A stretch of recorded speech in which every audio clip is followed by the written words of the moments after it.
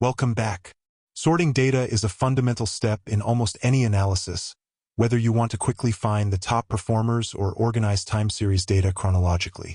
In Pandas, we have two primary methods for sorting, one for sorting by the values within columns, and one for sorting by the index labels. 1. Setup, sample data frame. We start with a data frame containing city data, with columns for city name, population in millions, and an existing rank. Notice the current row order is arbitrary, not sorted by any meaningful column.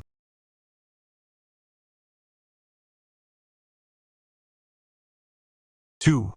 Sorting by column values. The df.sortValues method is a way to sort.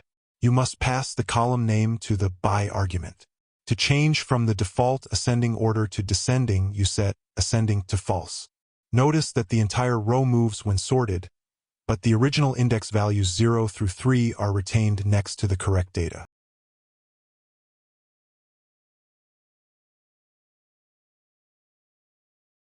3. Sorting by multiple columns. You can specify multiple sort columns by passing a list to the by argument. Pandas sorts by the first column, and then uses the second column as a tiebreaker, and so on.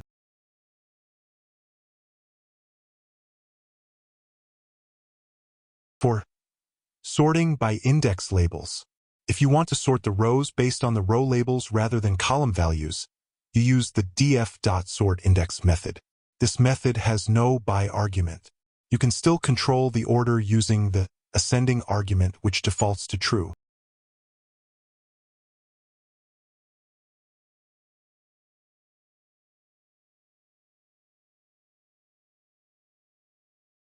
To summarize, sorting is essential for data organization.